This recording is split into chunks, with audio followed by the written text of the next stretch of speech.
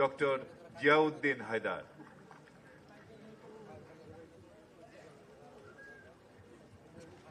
অনেক ধন্যবাদ। বিসমিল্লাহির রহমানির রহিম। আজকের এই মত বিনিময় সভার মাননীয় সভাপতি, বিএনপির সিনিয়র যুগ্ম মহাসচিব অ্যাডভোকেট রুহুল কবির রিজভী, আজকের সভার সঞ্চালক বিএনপির যুগ্ম মহাসচিব হাবিবুন নবী খান সোহেল, আমার সামনে উপবিষ্ট বাংলাদেশ জাতীয়তাবাদী ছাত্র দলের কেন্দ্রীয় কমিটির সভাপতি, সেক্রেটারি সহ সকল নেতৃবৃন্দ এবং জাতীয়তাবাদী ছাত্র দলের বিভিন্ন কলেজ এবং বিশ্ববিদ্যালয় থেকে আগত আমার ভাই বোনেরা, আজকের আমাদের এই সভাটি এটা ষষ্ঠ সভা এবং জাতীয়তাবাদী ছাত্র দলের সাথে আমাদের এটা তৃতীয় সভা। আমি ব্যক্তিগতভাবে বিশ্বব্যাংকে কাজ করার পাশাপাশি আমি পৃথিবীর কয়েকটি বিশ্ববিদ্যালয়ে আমি পড়িয়েছি একজন প্রফেসর হিসাবে। সেই সুবাদে আমি বিভিন্ন দেশে আমি সায়েন্টিফিক সেমিনার বা ছাত্রদের বিভিন্ন রকম সম্মেলনে আমার যাওয়ার সুযোগ হয়েছে। আজকে আমি এই কথা এই জন্যই বলছি, এই তৃতীয় সভা দেখে আমার বলতে কোনো দ্বিধা নাই। এটা কোনো সায়েন্টিফিক সেশন না, এটা মূলত একটা পলিটিক্যাল ক্যাম্পেইনের জন্য আমরা এই মত বিনিময় সভার আয়োজন করেছি। কিন্তু এরকম একটি সভাতে যেভাবে সুশৃঙ্খলভাবে আমাদের জাতীয়তাবাদী ছাত্র দলের ভাই বোনেরা এটাতে পার্টিসিপেট করছে, যে এনথুসিয়াজম প্যাশন নিয়ে পার্টিসিপেট করছে, আপনাদের সবাইকে আমার অন্তরের অন্তঃস্থল থেকে আন্তরিক ধন্যবাদ। আমি স্বাস্থ্যে যাওয়ার আগে আরো দুটি কথা বলবো।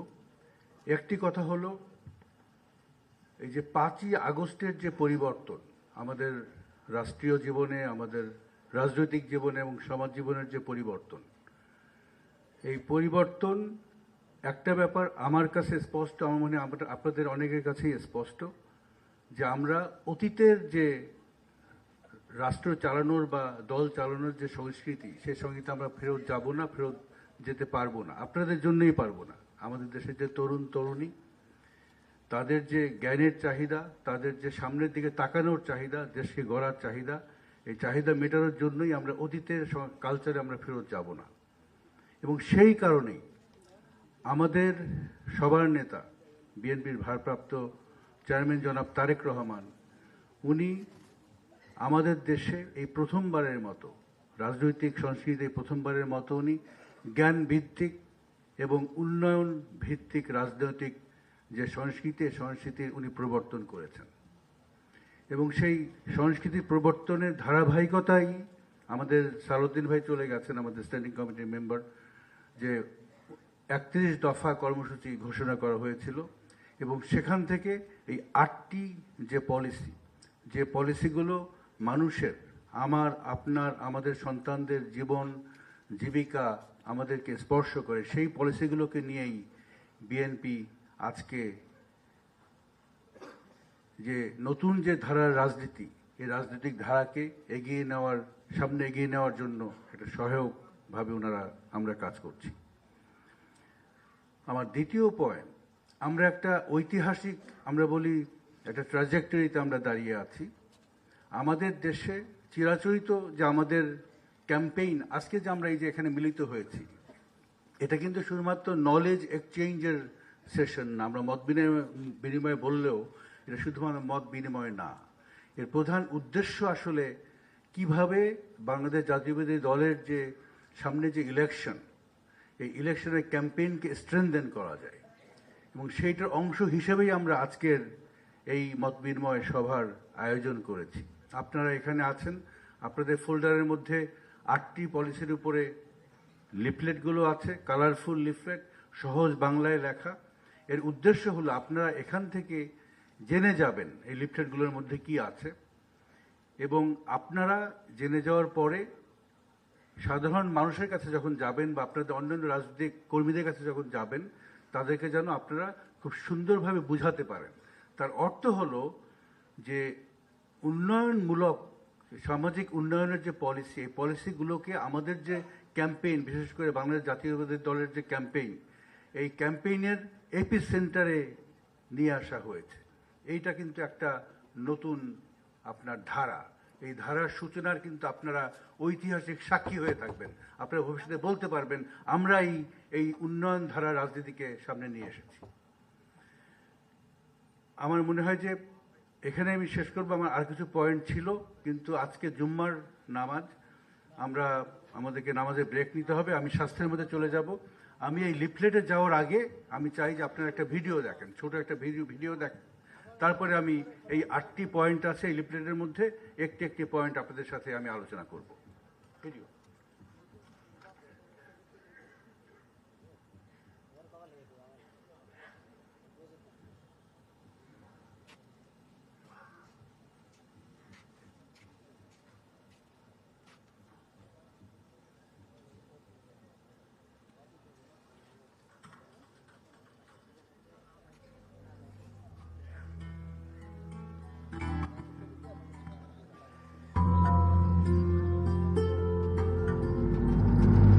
বাংলাদেশে বর্তমানে প্রাথমিক স্বাস্থ্যসেবা প্রদানের জন্য বিভিন্ন স্তরের প্রতিষ্ঠান কার্যক্রম পরিচালনা করছে।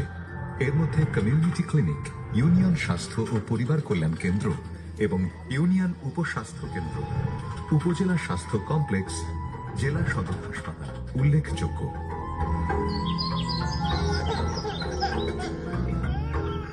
দেশে নানা ধরনের স্বাস্থ্যসেবা প্রতিষ্ঠান থাকলেও অনেক ক্ষেত্রে রোগীরা সময় মতো চিকিৎসা পান না।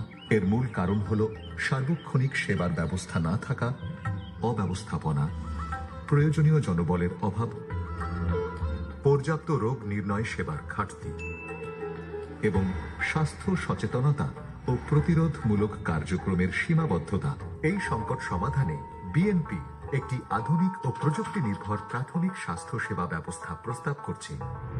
বাংলাদেশের গ্রাম অঞ্চলের প্রতিটি ইউনিয়নে এবং শহর অঞ্চলের প্রতিটি ওয়ার্ডে থাকবে একটি করে প্রাথমিক স্বাস্থ্য সেবা ইউনিট। প্রতিটি নাগরিকের জন্য থাকবে নির্দিষ্ট স্বাস্থ্য কেন্দ্র, বিনামূল্যে মানসম্মত প্রাথমিক স্বাস্থ্য সেবা। এই ব্যবস্থায় থাকবে প্রাথমিক স্বাস্থ্য সেবা কেন্দ্র।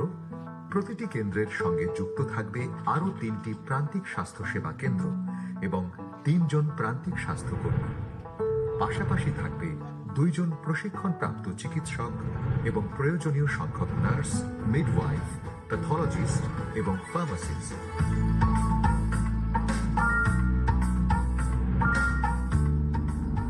প্রতি 6 থেকে 10 হাজার মানুষের জন্য একটি প্রান্তিক স্বাস্থ্যসেবা কাজ করবে একটি সেবা কেন্দ্র হিসেবে। প্রান্তিক স্বাস্থ্য সেবা কেন্দ্র থেকে প্রচারমূলক ও প্রতিরোধমূলক স্বাস্থ্যসেবা প্রদান করা হবে। এর মধ্যে অন্তর্ভুক্ত রোগীর নিবন্ধন, টিকাদান, রক্ত পরীক্ষার মাধ্যমে রোগ নির্ণয়, ডায়াবেটিস, জরায়ু মুখের ক্যান্সার, 5 বছর কম বয়সী শিশুদের বৃদ্ধি পর্যবেক্ষণ, পরিবার পরিকল্পনা, শিশু ও গর্ভবতী মায়েদের জন্য পুষ্টি পরামর্শ, পরিষ্কার পরিচ্ছন্নতা, বিশুদ্ধ পানি ও স্যানিটেশন প্রচারণা এবং প্রাথমিক স্বাস্থ্যসেবা কেন্দ্র থেকে প্রদান করা হবে প্রাথমিক চিকিৎসা, মা ও নবজাতক স্বাস্থ্যসেবা, শিশু স্বাস্থ্যসেবা, সংক্রামক ও অসংক্রামক রোগ ব্যবস্থাপনা, ল্যাব সার্ভিসের মাধ্যমে ডায়াগনস্টিক সেবা, ফার্মেসি সেবা, মানসিক স্বাস্থ্য সহায়তা, বার্ধক্যজনিত স্বাস্থ্য সহায়তা। একই সঙ্গে রোগী প্রেরণ, ক্রয় প্রক্রিয়া, ওষুধ ও চিকিৎসা সরঞ্জাম আধুনিক করা হবে, যা দুর্নীতি, অপচয় ও হয়রানি দূর করবে। এটাই বিএনপির দৃঢ় প্রতিশ্রুতি। প্রযুক্তি নির্ভর, স্বচ্ছ ও সংযুক্ত স্বাস্থ্য ব্যবস্থার মাধ্যমে আমরা গড়ে তুলব নতুন বাংলাদেশ। প্রাথমিক স্বাস্থ্য সেবা সবার দোরগোড়ায়, গুণগত মানের সঙ্গে সময়োপযোগী সেবা, খরচবিহীন প্রাথমিক স্বাস্থ্য সেবা, প্রান্তিক স্বাস্থ্যকর্মীদের মাধ্যমে স্বাস্থ্য বিষয়ক প্রচার ও প্রতিরোধমূলক সেবা। চিকিৎসা খরচ মেটাতে আর সর্বশান্ত হওয়া নয়, মানসম্মত চিকিৎসা সেবা পাওয়ার পূর্বে আর কোনো মৃত্যু নয়। বিএনপির নেতৃত্বে আমরা গড়ে তুলব একটি সুস্থ ও সমৃদ্ধ বাংলাদেশ, সবার জন্য, প্রজন্মের পর প্রজন্ম ধরে। একটি সুস্থ বাংলাদেশ, একটি সমৃদ্ধ বাংলাদেশ।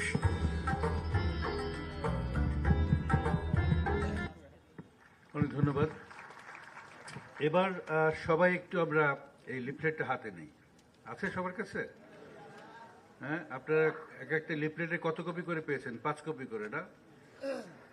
আমাদের দেখতে হবে, বুঝতে হবে যে এই লিফলেটে যা আছে, আমি চাই যে আপনারা সবাই, হ্যাঁ, এই প্রত্যেকটা পয়েন্ট এখান থেকে বুঝে যান, যাতে করে আপনারা আপনাদের অন্যান্য কর্মী আছেন এবং যারা সাধারণ নারী পুরুষ তাদের সাথে কথা বলে বলতে পারেন যে বিএনপি যদি, আপনারা যদি বিএনপিকে ধানের যদি আপনারা ভোট দেন, বিএনপি যদি রাষ্ট্র পরিচালনার দায়িত্ব পায়, তাহলে পরে বিএনপির স্বাস্থ্যে কি কি ভ্যালু অ্যাড করতে পারবে, এই কথাগুলো যাতে আপনারা পরিষ্কারভাবে সবাইকে বলতে পারেন। তো এই লিফলেটে মোট 8টি আপনার বিষয় আছে, কিন্তু একটা কথা বলা দরকার, 8টি বিষয় আসার অর্থ এই নয় যে বিএনপি শুধুমাত্র এই 8টি বিষয় নিয়েই কাজ করেছে। স্বাস্থ্যের উপরে বিএনপি একটি টিম গঠন করেছে, যে টিমে 17 থেকে 18 জন বিশেষজ্ঞ আছে। এই বিশেষজ্ঞরা দেশের ভিতরেও আছে, দেশের বাইরেও আছে। এটা একটা মাল্টি ডিসিপ্লিনারি টিম। এখানে মেডিকেল ডক্টর আছে, এখানে পাবলিক হেলথ স্পেশালিস্ট আছে, এখানে হেলথ সিস্টেম স্পেশালিস্ট আছে, এখানে ইকোনমিস্ট আছে, কমিউনিকেশন স্পেশালিস্ট আছে, আইটি স্পেশালিস্ট আছে। সবাইকে নিয়ে একটা টিম গঠন করা হয়েছে। এই টিম গত 6-7 মাস ধরে আসলে কাজ করছে। কাজ করে তারা প্রায় 15 থেকে 16টা আপনার মূলত রিফর্ম ওরিয়েন্টেড প্রোগ্রাম তারা ডেভেলপ করেছে। এবং আমরা মনে করি যদি আমরা রাষ্ট্রপতির দায়িত্ব পাই, এই প্রোগ্রামগুলোকে আমরা প্রায়োরিটাইজ করব এবং এই প্রোগ্রামগুলোকে আমরা পর্যায়ক্রমে ইমপ্লিমেন্ট যদি করতে পারি, তাহলে পরে আমাদের স্বাস্থ্য খাতের যে অতীতের যে দুরবস্থা, এই দুরবস্থাকে কাটিয়ে উঠে আমরা একটা সুস্বাস্থ্যের বাংলাদেশ গঠন করতে পারবো। কিন্তু এখানে 8টি বিষয় দেওয়ার কারণ হলো, এই 8টি বিষয় সাধারণ জনগণের সাথে মনের বেশি ক্লোজ, এটা খুব ক্লোজলি আছে। এটা সাধারণ মানুষ বুঝতে সুবিধা হবে, মানুষের ইমোশনকে টাচ করতে পারবে। যেহেতু এটা একটা ক্যাম্পেইন ডকুমেন্ট এবং আপনারা মূলত ক্যাম্পেইন করবেন এখন থেকে, এই জন্য আপনাদের উচিত এই 8টি বিষয়ের উপরে খুব ভালো ধারণা নেওয়া। প্রথমে আমাদের এখানে যে কটা আছে, একটা হলো দুর্নীতিমুক্ত স্বাস্থ্যসেবা আছে, স্বাস্থ্যকর্মী নিয়োগ, মহানগর ও জেলা শহরে স্বাস্থ্যসেবা, রোগ প্রতিরোধ ও স্বাস্থ্য সচেতনতা, মা ও শিশুর পূর্ণাঙ্গ স্বাস্থ্যসেবা, প্রাণঘাতী রোগের চিকিৎসায় পাবলিক প্রাইভেট পার্টনারশিপ এবং ওষুধ ও ভ্যাকসিন সরবরাহের নেটওয়ার্ক এবং মশাবাহিত রোগ নির্মূল। আমার মনে হয় যে আপনারা আমার সাথে সাথে আপনারাও এগুলো পড়েছেন। প্রথমটা হলো দুর্নীতিমুক্ত স্বাস্থ্যসেবা। আমাদের দেশের যে স্বাস্থ্য খাত, আপনারা সবাই জানেন, এখানে যে যতটুকু টাকা দরকার, যতটুকু বরাদ্দ দরকার, তার 5 ভাগের 1 ভাগেরও কম আমাদের বরাদ্দ। সাধারণত WHO বলে একটা দেশের জিডিপির 5% স্বাস্থ্য খাতে বরাদ্দ হওয়া উচিত, যদি আমরা সঠিকভাবে স্বাস্থ্যসেবা দিতে চাই। কিন্তু আমাদের দেশে বরাদ্দ হলো 0.78-0.77%, অনেক কম। কিন্তু সবচেয়ে খারাপ কথা, আমাদের সম্পদের স্বল্পতা আছে, বরাদ্দ কম থাকতেই পারে। সবচেয়ে খারাপ কথা, দুর্নীতির কারণে এই অত্যন্ত কম বরাদ্দেরও প্রায় 10 থেকে 15% টাকা প্রত্যেক বছর ফেরত যায়, সরকার খরচ করতে পারে না। এটা হলো ইনএফিসিয়েন্সি এবং করাপশন, এই দুটো যখন একসাথে হয় তখন এই সমস্যার সৃষ্টি হয়। এবং তার কারণে আপনারা যদি এখানে যে পিজি হাসপাতাল আছে, ঢাকা মেডিকেল কলেজ হাসপাতাল থেকে শুরু করে যদি উপজেলা এক স্বাস্থ্য কমপ্লেক্সে যান, বা তার নিচেও যে ইউনিয়ন স্বাস্থ্য কমপ্লেক্স দু একটা আছে সেখানে যান, দেখবেন যে হয় বিল্ডিং খসে পড়েছে, ওখানে ডাক্তার নাই, ওখানে ওষুধের ঠিকমতো সরবরাহ নাই, যে ইকুইপমেন্টগুলো থাকা দরকার সেগুলো নাই, অনেক ইকুইপমেন্ট আছে কিনে ফেলে রেখেছে, সেগুলো চালানোর মতো কোনো মানুষ নাই, অনেক বাক্সও খোলে নাই। হ্যাঁ, রোগী আপনার যেখানে থাকার কথা 100 জন, সেখানে আছে 300 জন, রোগী বারান্দায় আছে, বেডের নিচে আছে। হ্যাঁ, এই বিভিন্ন রকম যে আপনার অনিয়ম, এগুলো দুর্নীতির কারণেই হয়। এই দালালের দৌরাত্ম্য, প্রেসক্রিপশনে দেখবেন যে যতটুকু ওষুধ দরকার তার চেয়ে অনেক বেশি ওষুধ অনেক সময় লেখা হয়, এইটাও একটা দুর্নীতির অংশ। যে ডায়াগনস্টিক টেস্ট দেওয়া হয়, হ্যাঁ, অনেক সময় প্রয়োজন তুলনায় বেশি দেওয়া হয় এবং একটা নির্দিষ্ট জায়গায় যেতে বলার অনেক সময়, এইটাও দুর্নীতির অংশ। আপনারা বলবেন যে বিএনপি যদি রাষ্ট্রপতির দায়িত্ব পায়, আমরা দুর্নীতির বিরুদ্ধে জিহাদ ঘোষণা করব, আমরা লাগাম টেনে ধরবো, শুধু স্বাস্থ্য খাতেই না, প্রত্যেকটা খাতে আমরা দুর্নীতিমুক্ত, দালাল মুক্ত, প্রতারণা মুক্ত একটা স্বাস্থ্যসেবা আমরা জনগণকে উপহার দেব। দ্বিতীয় আছে স্বাস্থ্যকর্মী নিয়োগ। আমাদের দেশে স্বাস্থ্যসেবা সঠিকভাবে না দিতে পারার এইটা একটা বড় কারণ, যে আমাদের স্বল্পতা। স্বাস্থ্যকর্মী মানে স্বাস্থ্য, আমরা বলি হিউম্যান রিসোর্স ইন হেলথ, এটার স্বল্পতা, ডাক্তার, নার্স, মিডওয়াইফ, টেকনিশিয়ানস, হ্যাঁ, কমিউনিটি হেলথ ওয়ার্কার, সবার স্বল্পতা। WHO এর একটা সাধারণ এস্টিমেট হলো যে প্রতি 10,000 মানুষের জন্য 25 জন স্বাস্থ্য কর্মী দরকার। স্বাস্থ্যকর্মীর মধ্যে ডাক্তার আছে, নার্স আছে, মিডওয়াইফ আছে, প্রতি 10,000 জনের 25 জন দরকার। আমাদের দেশে প্রতি 10,000 আছে 5 জন। তো এই 5 জন স্বাস্থ্যকর্মী নিয়ে কখনোই ডিজায়ার্ড হেলথ আউটকাম অ্যাচিভ করা সম্ভব না। অন্যান্য দুর্নীতি, ইনএফিসিয়েন্সি তো আছেই। তো এখানে আমাদের যে ভারপ্রাপ্ত চেয়ারম্যান উনি বলেছেন, যদি আমরা দায়িত্ব পাই, আমরা খুব দ্রুত ফাস্ট ট্র্যাকিং এর মাধ্যমে আমরা অন্তত 1 লাখ নতুন স্বাস্থ্যকর্মী নিয়োগ দেব, যাতে করে জনগণের কাছে স্বাস্থ্যসেবা সঠিকভাবে নিয়ে যাওয়া যায়। এবং সবচেয়ে বড় কথা, এই 1 লাখের মধ্যে 80 লাখ হবে মেয়ে। আমরা মেয়েদেরকে অগ্রাধিকার দেব। এর প্রধান কারণ হলো স্বাস্থ্য যে হানি, এই যে আপনার প্রয়োজন, নারী এবং শিশুরা সবচেয়ে বেশি ভোগে, এবং তাদের কাছে যদি আমরা সঠিকভাবে পরিচর্যা পৌঁছে দিতে চাই, তাহলে নারী কর্মীরা অনেক ভালো কাজ করতে পারবে। তো এইটা আপনারা বলতে পারবেন যে আমরা স্বাস্থ্যখাতে অন্তত 1 লক্ষ মানুষ নতুন নিয়োগ দিব, এবং তার মধ্যে 80 লক্ষই থাকবে, 80% থাকবে নারী। আমরা তৃতীয় যেটা আছে, রোগ প্রতিরোধ স্বাস্থ্য সচেতনতা। এইটা একটা বড় একটা ব্যাপার। প্রত্যেকটা দেশে, যেসব দেশে সঠিকভাবে আপনার স্বাস্থ্য ব্যবস্থা মজবুত, আপনি দেখবেন যে ওই প্রত্যেকটা দেশের, ইভেন ইন্ডিয়া, পার্শ্ববর্তী দেশ, শ্রীলঙ্কা একটা বড় উদাহরণ, নেপালও একটা ভালো উদাহরণ, যেখানে প্রিভেনশন এবং হেলথ প্রমোশন, আমরা বলি ডিজিজ প্রিভেনশন, রোগ প্রতিরোধ এবং স্বাস্থ্য প্রমোশন, এই দুটো যেখানে মজবুত, যেখানে ভালোভাবে করে, সেখানকার স্বাস্থ্য ব্যবস্থাটা অনেক ভালো। আমাদের মতো দেশে, যেখানে আমাদের রিসোর্স লিমিটেশন আছে, আমাদের মানুষজনের পকেটের টাকা কম, আমাদের সরকারের টাকা কম, সেখানে যদি কম লোক রোগে ভোগে, তখন স্বাস্থ্যের যে এক্সপেন্ডিচার এটাও কমে যায়। এখন এইটা করার জন্য যেটা করতে হবে, আপনাকে এই স্বাস্থ্য সেবাকে জনগণের একেবারে দোরগোড়ায় নিয়ে যেতে হবে। আপনারা বলতে পারবেন, যদি বিএনপি, যদি রাষ্ট্র পায়, আমরা এই নতুন স্বাস্থ্যকর্মী নিয়োগের মাধ্যমে আমরা নিশ্চিত করব যে প্রতিটি ঘরে, শহরের এবং গ্রামের প্রতিটি ঘরে স্বাস্থ্যকর্মীরা 1 মাস 2 মাস পর পর ভিজিট করবে। এই ভিজিট করার সময় তারা প্রতিটি অ্যাডাল্ট মেম্বারের ব্লাড প্রেশার মাপবে, ব্লাড সুগার মাপবে, আপনার মেয়েদের যে স্তন এবং সার্ভাইকাল ক্যান্সার এটা স্ক্রিনিং করবে। সবচেয়ে প্রথমবারের মতো আমরা ঠিক করেছি, আমরা মানসিক যে রোগ এইটারও আমরা স্ক্রিনিং করব, যে কারো কোনো মানসিক সমস্যা আছে কিনা। আমরা কিন্তু মানসিক সমস্যাটাকে সামাজিকভাবে এইটাকে আমরা গুরুত্ব দেই না, এটাকে স্টিগমাটাইজড। হ্যাঁ, আমরা মানসিক রোগটাকে আমরা স্ক্রিনিং করব। আমরা প্রতিটি বাচ্চা, 5 বছরের নিচের প্রতিটি বাচ্চার আমরা পুষ্টি মনিটর করব। আমরা বলি গ্রোথ মনিটরিং অ্যান্ড প্রমোশন, উচ্চতা নেব, ওজন মাপব।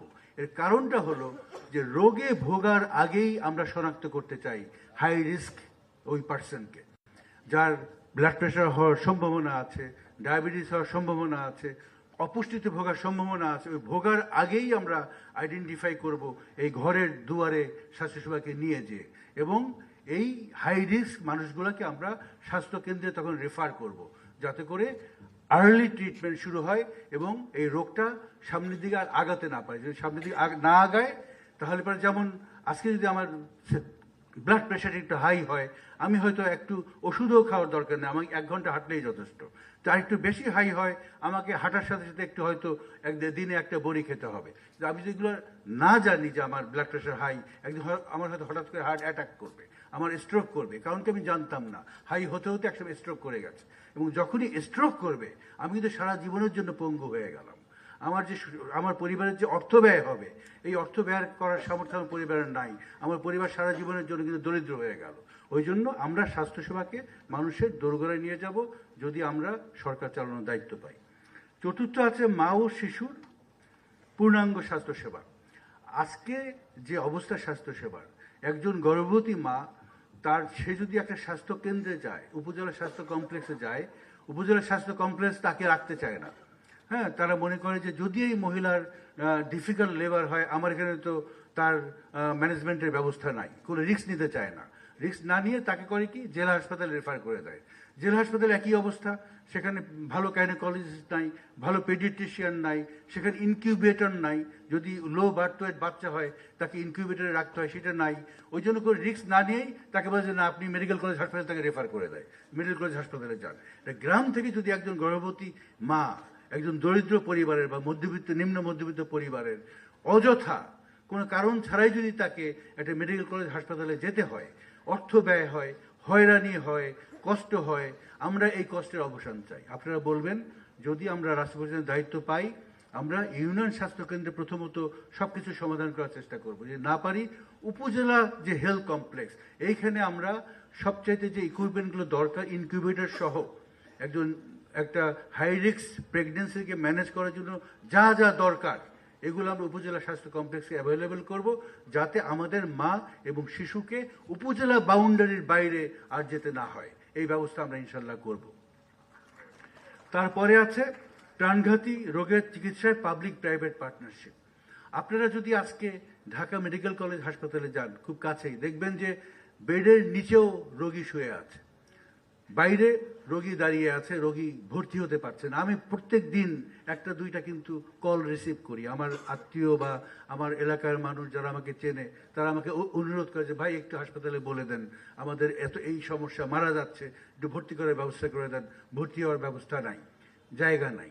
জায়গা থাকলেও সেখানে চিকিৎসা সঠিকভাবে হয় না, কারণ একজন ডাক্তারকে যদি তার হয়তো চিকিৎসা করার ক্ষমতা 10 জন পেশেন্টের, তাকে যদি 100 জন পেশেন্ট আপনি পাঠান, চিকিৎসা করবে কিভাবে? হাসপাতালের রিসোর্স নাই। অন্যদিকে আমাদের দেশে প্রাইভেট সেক্টরে কিন্তু একটা ভালো উন্নতি হয়েছে, এবং আমরা হিসাব করে দেখেছি আমাদের প্রাইভেট হাসপাতালে বর্তমানে বেডের সংখ্যা প্রায় 1 লক্ষ, তার 70% অকুপাইড থাকে, প্রায় 30,000 বেড খালি থাকে প্রাইভেট হাসপাতালে। আমরা চিন্তা করেছি যদি আমরা সঠিকভাবে রেগুলেট করতে পারি, মান যদি ঠিক রাখতে পারি, তাহলে পরে সরকার প্রাইভেট হাসপাতালগুলোর সাথে একটা পার্টনারশিপে আসতে পারে। এই পার্টনারশিপের মাধ্যমে যে নিজেরা সরকারি হাসপাতাল, নতুন হাসপাতাল তৈরি না করে, কারণ আমরা, আমাদের ভারপ্রাপ্ত চেয়ারম্যান উনি পরিষ্কার করে বলেছেন যে আমরা ওই মেগা প্রজেক্টের আর ওই স্বপ্ন জনগণকে দেখাতে চাই না। আমাদের যে ফ্যাসিলিটিগুলো এক্সিস্টিং আছে সেগুলোর আমরা মান বৃদ্ধি করতে চাই। নতুন হাসপাতাল নির্মাণ না করেই আমরা প্রাইভেট হাসপাতালে যে বেডগুলো আছে এগুলো ফ্যাসিলিটি নিতে পারে সরকার স্ট্র্যাটেজিক পারচেজিংয়ের মাধ্যমে আপনার যেসব রোগ আমরা বলি ক্যাটাস্ট্রফিক হেলথ এক্সপেন্ডিচার, যেসব রোগে খরচে মানে রোগ ভোগে এবং চিকিৎসার খরচে মানুষ সর্বশান্ত হয়, ওই রোগগুলোকেও আমরা প্রাধান্য দিয়ে আমরা স্বল্প আয়ের এবং নিম্ন মধ্যবিত্ত যে রোগী আছে তাদেরকে আমরা প্রাইভেট হাসপাতালে পাঠাবো, যাতে সুলভে সরকারের তত্ত্বাবধানে তারা সঠিক চিকিৎসা পায় এবং এই রোগে ভোগার কারণে আর কোনো পরিবারকে সর্বশান্ত হতে না হয়। এসব আপনারা বলবেন যে আমরা বিশেষায়িত হাসপাতাল, বিশেষায়িত চিকিৎসা সেবা, আমাদের দেশের যে ভালো ভালো প্রাইভেট হাসপাতাল আছে বা ভবিষ্যতে আমাদের পলিসির কারণে আরও বেশি প্রাইভেট হাসপাতাল হবে, ওই হাসপাতালগুলোতে আমরা চিকিৎসার ব্যবস্থা করব সরকারি তত্ত্বাবধানে। এরপরে ঔষধ এবং ভ্যাকসিন সরবরাহের নেটওয়ার্ক। আপনারা জানেন যে আমাদের দেশে যে বর্তমানে যে ঔষধের যে সিস্টেম, প্রাইভেট ফার্মেসিগুলোতে আমাদের গ্রাম পর্যায়েও প্রাইভেট ফার্মেসিগুলোর অভাব নাই, কিন্তু এইসব ফার্মেসিতে ওষুধের ন্যায্য মূল্য নিশ্চিত করা যায় না। অন্যদিকে যে সরকারি যে হাসপাতালগুলো আছে, আপনার ইউনিয়নে হাসপাতাল আছে বা আপনার মেডিকেল কলেজ, আপনার জেলায় হাসপাতাল আছে, এই হাসপাতালগুলোতে আসলে কোনো ওষুধের সাধারণ মানুষের জন্য ব্যবস্থা নাই। শুধুমাত্র হাসপাতালে ভর্তি হলে পরে ওষুধ পাওয়া যায়, কিন্তু আদারওয়াইজ ওষুধ কেনা যায় না। আমরা নিশ্চিত করব যা সরকারি যত রকম স্বাস্থ্য কেন্দ্র বা হাসপাতাল আছে সেখানে সপ্তাহে 7 দিন 24 ঘন্টা খোলা সরকারি তত্ত্বাবধানে ফার্মেসি থাকবে। এই ফার্মেসি থেকে প্রাথমিক স্বাস্থ্য সেবার জন্য যে ওষুধগুলো প্রয়োজন, আমরা হিসাব করে দেখেছি 50টা মতো ওষুধ দরকার প্রাথমিক স্বাস্থ্য সেবার জন্য। এই ওষুধ বাংলাদেশের প্রতিটি নাগরিক বিনামূল্যে পাবে। এবং যে সকল ওষুধ, অন্য ওষুধ আছে যেমন ব্লাড প্রেশারের ওষুধ, ডায়াবেটিসের ওষুধ, যে ওষুধ সারা জীবন খেতে হয় এবং এই ওষুধ কেনার ক্ষমতা অনেক পরিবারের নাই, অনেক পরিবারের ওষুধ কেনাই অনেক সময় সর্বশান্ত হয়ে যায়, এই ধরনের ওষুধ সরকার পরিচালিত হাসপাতাল এই ফার্মেসিগুলো থেকে স্বল্প বা ন্যায্য মূল্যে ওনারা ক্রয় করতে পারবেন, যাতে করে ওষুধ কিনে আর সর্বশান্ত হতে না হয়। এরপরে হলো ভ্যাকসিন। আপনারা দেখেছেন কোভিডের সময় আমাদের দেশে কোনো ভ্যাকসিন নাই। আমাদের ভ্যাকসিন কিছু কিছু ভ্যাকসিন তৈরি হচ্ছে, কিন্তু আমরা চাই যত ধরনের ভ্যাকসিন আছে এগুলো আমাদের দেশেই, আমরা বলি ভ্যাকসিনে আমরা স্বয়ংসম্পূর্ণ হতে চাই। আমরা বাংলাদেশকে ভ্যাকসিনে একটি স্বয়ংসম্পূর্ণ দেশ হিসেবে ইনশাল্লাহ গড়ে তুলব এবং বিনামূল্যে বাংলাদেশের প্রতিটি নাগরিককে, বিশেষ করে মা ও শিশুদের যে প্রয়োজনীয় ভ্যাকসিনগুলো আছে এই ভ্যাকসিনগুলো আমরা সরবরাহ করব। আপনারা আপনাদের ভোটারদের কাছে যে বলতে পারবেন, ভাই যদি ধানের শীষ আপনারা ভোট দেন, যদি আমার দল রাষ্ট্র পরিচালনার দায়িত্ব পায়, আমাদের দেশে তৈরি ভ্যাকসিন দেশের সকল নাগরিকের জন্য আমরা ব্যবস্থা করব, বিনামূল্যে আমরা ব্যবস্থা করব। সব শেষে আমার যেটা আছে সেটা হলো মশাবাহিত রোগ। প্রত্যেক বছর আমি জানি যে এই রুমের মধ্যে এই 2টা ফ্লোর আছে, যারা আছেন অনেকেই হয়তো ডেঙ্গু বা চিকুনগুনিয়া হয়েছে। প্রত্যেক বছর এই ডেঙ্গু এবং চিকুনগুনিয়া আমাদের দেশে এখন কিন্তু অনেক লোক মারা যাচ্ছে, অনেকে এই রোগে ভুগছে। কিন্তু আমাদের যে মশা নিধন অভিযান, প্রত্যেক বছর লোক দেখানো মশা নিধন অভিযান হয়, কোনো কাজ হয় না। আমরা ঠিক করেছি যদি আমরা দায়িত্ব পাই, আমরা প্রতিটি গ্রাম থেকে শুরু করে প্রতিটি শহর, ঢাকা শহর সহ প্রতিটি শহরে আমরা কমিউনিটি বেসড, আমরা বলি পাড়া মহল্লা ভিত্তিক বিজ্ঞানসম্মত মশা নিধন অভিযান শুরু করব। এই মশা নিধনের নামে ওই কেরোসিন ছিটিয়ে কোটি কোটি টাকা লোপাট করার আর কোনো সুযোগ থাকবে না। আমরা মশা নিধন করব এবং এই মশা নিধনের ফলে আমরা ডেঙ্গু চিকুনগুনিয়া আমরা ইরাডিকেট করব। আমরা এমন ঘোষণা দিব যে we will eradicate dengue and chikungunya by say 3 years from now। আমরা এরকম ঘোষণা দেব। এরপরেও যদি কেউ এই রোগে ভোগে, তার চিকিৎসার জন্য আমরা ইউনিয়ন স্বাস্থ্য কেন্দ্র, যে প্রাইমারি হেলথ কেয়ার ইউনিট এবং উপজেলা স্বাস্থ্য কমপ্লেক্স, এদেরকে আমরা স্বয়ংসম্পূর্ণ করব এই সব চিকিৎসা দেওয়ার জন্য, যাতে মানুষকে আপনার অনেক দূরে ভ্রমণ করতে না হয় এই চিকিৎসা নেওয়ার জন্য। তো ভাই বোনেরা, এই 8টা পয়েন্ট আপনারা সঠিকভাবে মনে রাখবেন। আপনারা এখন নিজেরা দেখবেন, ঘরে যাওয়ার পরে আবার দেখবেন, যাতে করে আপনারা প্রত্যেকে একজন শিক্ষকে পরিণত হতে পারেন। আপনাদের অন্যান্য যারা কর্মী আছেন, নেতা আছেন, তাদের কাছে এই খবর পৌঁছে দেওয়ার জন্য এবং সাধারণ জনগণের মধ্যে এই খবর ছড়িয়ে দেওয়ার জন্য। শেষ করার আগে আমার শেষের স্লোগানটা আমি একটু পড়ি। চিকিৎসা খরচ মেটাতে আর সর্বশান্ত হওয়া নয়, মানসম্মত চিকিৎসা থাকছে সবার দোরগোড়ায়। একটা হলো যে আউট অফ পকেট এক্সপেন্ডিচার। আমাদের দেশে আউট অফ পকেট এক্সপেন্ডিচার মানে হলো যে চিকিৎসা খরচ যদি 100 টাকা হয়, তার 74 টাকা পকেট থেকে আসে, যেটা 1 টাকা আসার কথা ছিল না। আমাদের পার্শ্ববর্তী দেশ নেপাল এই হার হলো 50%, ইন্ডিয়াতে এই হার 40%, আমাদের 74%, যেটা পৃথিবীর মধ্যে ওয়ান অফ দ্য হাইয়েস্ট। আপনারা বলবেন যে এটা আমাদের পরিকল্পনা, আমরা যদি দেশ চালানোর দায়িত্ব পাই, আমরা এই আউট অফ পকেট এক্সপেন্ডিচারকে একটা সম্মানজনক হারে নামিয়ে আনবো।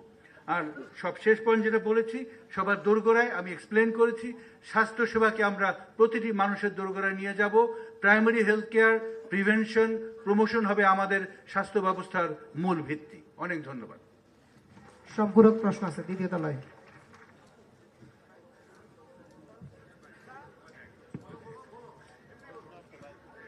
দ্বিতীয় তলায় সম্পূরক প্রশ্ন আছে। হ্যালো হ্যালো, আসসালামু আলাইকুম, আমার নাম আনিকা আজাদ, আমি বেসরকারি বিশ্ববিদ্যালয়ের যুগ্ম সাধারণ সম্পাদক। আমার কাছে স্বাস্থ্যসেবার যে বিস্তৃত উন্নয়নের পরিকল্পনার কথা বলা হয়েছে সেখানে বাংলাদেশ কিভাবে বিদেশি দাতা সংস্থা, আমদানি নির্ভরযোগ্য স্বাস্থ্য চিকিৎসার ক্ষেত্রে বিকল্প, যেটা বাংলাদেশ নিজস্ব স্বাস্থ্য শিল্প গড়ে তুলবে। ধন্যবাদ। না, আমি প্রথমে বলি যে খুব ভালো প্রশ্ন। বাংলাদেশের কিন্তু স্বাস্থ্য সেবা যে কোনো ধরনের স্পেশালাইজ দেওয়ার সক্ষমতা বাংলাদেশের আছে। বাংলাদেশের যেটা নাই, যেটা নষ্ট হয়েছে, সেটা হলো সাধারণ মানুষ, এই যে আপনারা আর স্বাস্থ্য যে ব্যবস্থা, এদের মধ্যে একটা ল্যাক অফ ট্রাস্ট তৈরি হয়েছে। এই যে একটা আস্থার সম্পর্ক, এইটা নষ্ট হয়ে গেছে because of the mismanagement, corruption, হ্যাঁ, এই ইনএফিসিয়েন্সি, বিভিন্ন কারণে এটা তৈরি হয়েছে। সুতরাং আমাদের যে কাজটা আমরা করব, আমি যে কথাগুলো বললাম, যদি এগুলো সঠিকভাবে বাস্তবায়ন করতে পারি, আমরা এই ট্রাস্টকে আবার ফিরিয়ে আনতে পারবো এবং তাতে করে যে মানুষ আজকে বাইরে চলে যাচ্ছে, 7 থেকে 9 বিলিয়ন ডলার প্রত্যেক বছর আমরা কিন্তু নষ্ট করি বাইরে স্বাস্থ্যসেবা নিতে চেয়ে, এইটাকে আমরা প্রিভেন্ট করতে পারবো ইনশাআল্লাহ। জি, আমি আরেকটু রিলেটেড ভাবে আরেকটা কোশ্চেন করতে চাচ্ছি। সালাম আলাইকুম। ঠিক আছে। আমি ফয়সাল নূর, বুয়েট ছাত্র দলের সিনিয়র যুগ্ম আহ্বায়ক। আমার প্রশ্নটা একটু ডিফারেন্ট। আমি যতটুকু জানি গত কয়েক বছর ধরে যেসব চুক্তিগুলো হয়েছে এর মধ্যে একটা চুক্তির কারণে হয়তো দেখা যাবে যে সামনে 26 বা 27 থেকে আমাদের যে পেটেন্ট রিলেটেড যে ইয়েগুলো আছে ওষুধের, এই পেটেন্টগুলো আমরা হারিয়ে ফেলবো এবং আমাদের ওষুধ উচ্চ মূল্যে আসলে নেওয়ার একটা ব্যাপার চলে আসবে, দামগুলো বেড়ে যাবে আর কি আসলে রয়্যালটি দিতে গিয়ে। তো এই ব্যাপারে আসলে আপনাদের চিন্তা ভাবনা কি, এবং ওষুধের দামগুলোকে আসলে ক্রয় সীমার মধ্যে রাখার জন্য আপনারা কি ধরনের পরিকল্পনা করছেন? ধন্যবাদ। আসসালামু আলাইকুম। ইসলাম, অনেক ধন্যবাদ। খুব সুন্দর প্রশ্ন। এটা নিয়ে অনেক আলোচনা হচ্ছে। আমরা প্রাইভেট যে ওষুধ প্রস্তুতকারক মালিক সমিতি, এদের সাথে আমরা কয়েকবার মিটিংও করেছি দল হিসাবে। সো এলডিসি গ্রাজুয়েশন হলে পরে এটা সত্যি, তখন এই পেটেন্টের জন্য আইপি যে আপনার রয়্যালটি, এটা কিন্তু দিতে হবে। কিন্তু ভালো কথা যেটা, যে ওষুধগুলো আমাদের দেশে অলরেডি আমাদের যে ড্রাগ রেজিস্ট্রেশন সিস্টেম রেজিস্টার্ড হয়ে গেছে, এই ওষুধগুলোর আর কোনো পেটেন্টের টাকা দেওয়া লাগবে না। হ্যাঁ, এগুলো যেভাবে তৈরি হচ্ছে সেভাবে তৈরি হবে। নতুন কোনো ওষুধ যদি আমরা তৈরি করতে চাই তখন রয়্যালটি দিতে হবে। হ্যাঁ, কিন্তু আমরা দল হিসেবে সিদ্ধান্ত নিয়েছি যে আমরা এলডিসি গ্রাজুয়েশন আরও 3 বছর পেছানোর জন্য আমরা দাবি তুলব বিশ্ব কমিউনিটির কাছে, যাতে করে এই গ্রেস পিরিয়ড যদি আরও 3 বছর হয়, এর জন্য যে প্রয়োজনীয় যে প্রিপেয়ার্ডনেস, রেডিনেস আমাদের দেশ এগুলো করতে পারে। বিশেষ করে আমাদের রিসার্চ অ্যান্ড ডেভেলপমেন্ট ফার্মাসিউটিক্যাল সেক্টরে এই ক্যাপাসিটি বাড়াতে হবে, যাতে করে যে ওষুধের যে কাঁচা মাল, যেটার মূল রাসায়নিক পদার্থ, ওইটা আমাদের দেশেই তৈরি হয়, বিদেশ থেকে আমদানি করতে না হয়। অনেক ধন্যবাদ। আসসালামু আলাইকুম। আমি আহিয়ান মামুন, আহ্বায়ক সদস্য, কবি নজরুল সরকারি কলেজ ছাত্রদল। আমার প্রশ্নটি ছিল যে বিএনপি স্বাস্থ্য নিয়ে যে পরিকল্পনা, উপজেলা কেন্দ্রিক যে স্বাস্থ্যসেবাগুলো আছে সেগুলাতে আমরা জ্বর ঠান্ডা ব্যতীত কোনো চিকিৎসাই পাই না।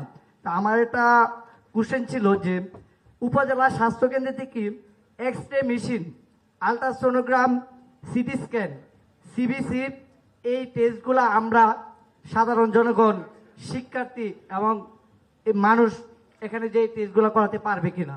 ধন্যবাদ। অনেক ধন্যবাদ। এখানে তো এত বিস্তৃত আলোচনা আমরা করি নাই। আমাদের মূল উদ্দেশ্য আসলে আমরা ক্যাম্পেইনে কি বলবো, হ্যাঁ, সেগুলো নিয়ে। তো আপনাদের সাথে এই ধরনের সেশন আমাদের পরবর্তীতে আমরা করতে পারবো, কিন্তু খুব সংক্ষেপে আমরা প্রাইমারি হেলথ কেয়ার ইউনিটের কথা বলছি, যেটা ইউনিয়ন স্বাস্থ্যকেন্দ্র, তার সাথে থাকবে 3টা করে প্রান্তিক স্বাস্থ্যকেন্দ্র, এবং এই যে জ্বর ঠান্ডার এগুলো চিকিৎসা, এগুলো আমাদের প্রাইমারি হেলথ কেয়ার ইউনিটেই হবে। আর তারপরে বলি সেকেন্ডারি হেলথ কেয়ার ইউনিট, জেলা হাসপাতালকে কেন্দ্র করে তার চারিদিকে উপজেলা হাসপাতালগুলো থাকবে, এটা থাকবে সেকেন্ডারি হেলথ কেয়ার ইউনিট। আমরা এনশিওর করব এই সেকেন্ডারি হেলথ কেয়ার ইউনিটে যত ধরনের যে এক্স রে, আলট্রাসোনোগ্রাম, অন্যান্য ইকুইপমেন্ট, এগুলো অ্যাভেলেবল থাকবে, এবং এই স্বাস্থ্যসেবা নেওয়ার জন্য কারো জেলা বাউন্ডারি কেয়ার পেরোতে হবে না। Thank you.